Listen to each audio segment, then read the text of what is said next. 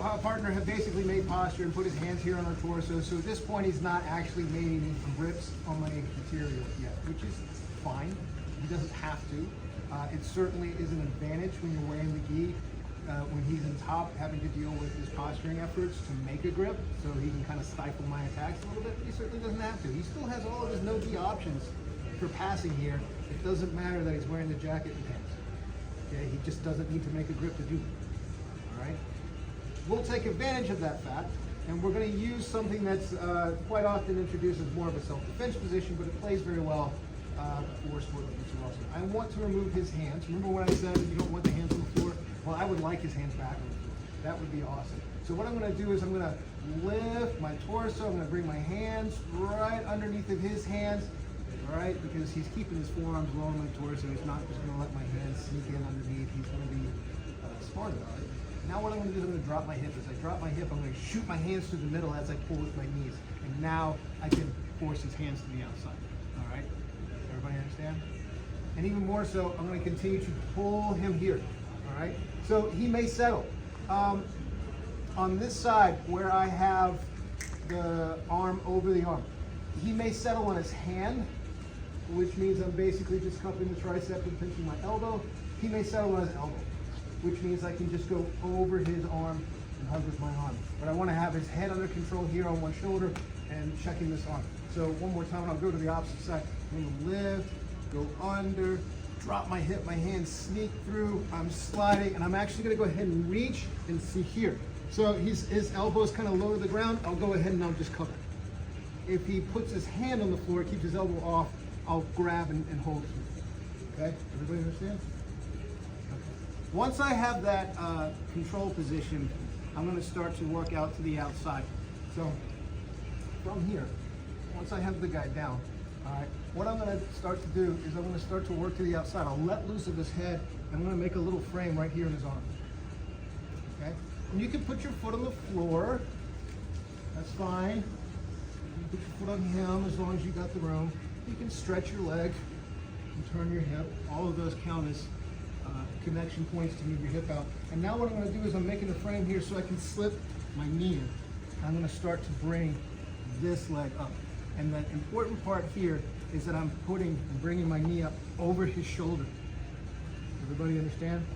And so this, and I'm also not keeping my foot tucked in here.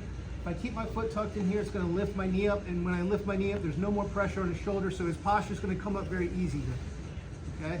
But if I take my foot out and I turn onto my hip, so now notice that I'm actually pretty heavy on this hip. I'm starting to take my top side shoulder and lean it towards the floor and look towards the floor. Now it's a lot harder for him to posture up, okay? And that's just a simple, different placement with my foot, making sure that I have connection with the back of my leg on his shoulder, and then being conscious about where this shoulder is.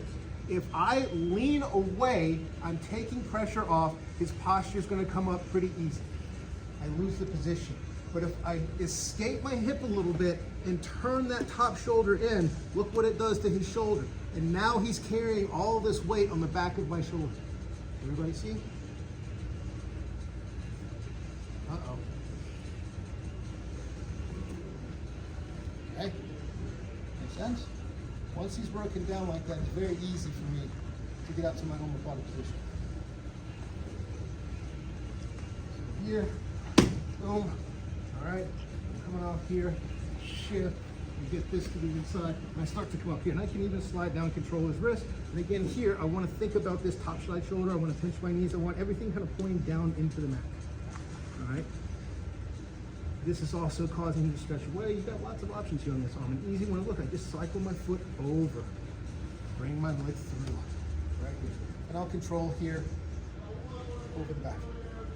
All right, grabbing the belt here so he can't immediately roll through, grabbing the wrist here so I can keep his wrist here in the pocket. All right, does that make sense? All right, from here, I'm gonna sit up and spread my arm over. Notice that my hips slid back a little bit to accommodate. I've still got his elbow, but most importantly, his wrist is still in my pocket. So it's not out here in my torso, his arm's not swinging out over here. It's still in my pocket. Now, how am I controlling this without using my hands? I'm sitting my shoulder line forward to my knees. So you can't pull this arm out now because I'm scrunching it with my torso. That frees my hands. I like to get this foot out of the way so I kick it to the outside. All right, move back a little bit here. Scoot back a little bit towards his hips. If you don't, you'll hit a sticking point as you try and come up. Now that I got some space, feet to the outside, I'm gonna basically Kimura him with my hips. I wanna make his wrist touch his head. So I'm not directing my hips this way, I'm actually going out over a line this way. I'm starting to look in that direction. Lots of things you can do with your hands. What I love to do, put your hands right on the floor. Easiest thing in the world. I don't have to sit here and fight for anything, which is fine. If he's defending, whatever, I can just put my hands right here on the floor and look, I start to move. There's my omoplata.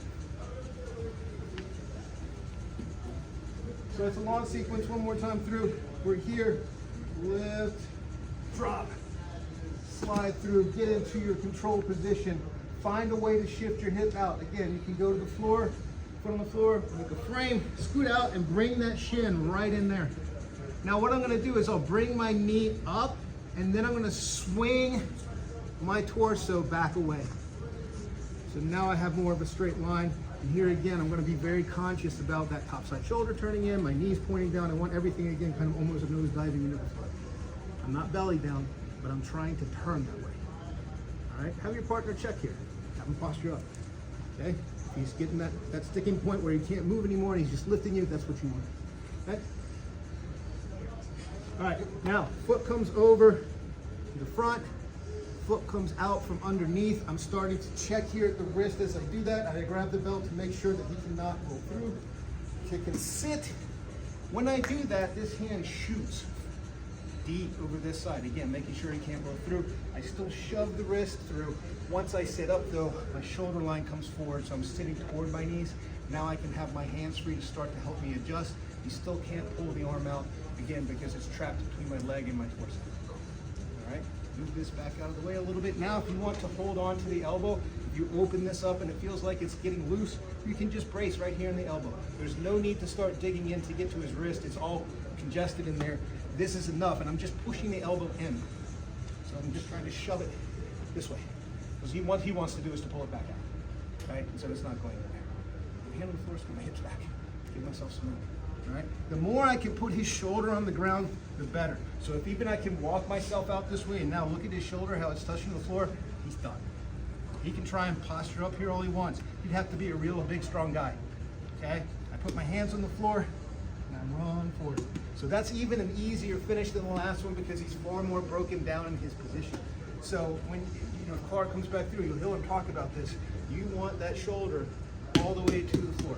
If there's a gap between his shoulder and the floor, that means that you don't have very good pressure on his shoulder. He's going to start posturing up. It's going to be a harder finish. Not that you can't finish, get it the first time, but it's easier when you have the shoulder on the floor. Everybody understand? All right, let's go to work. Let's work this basic combination.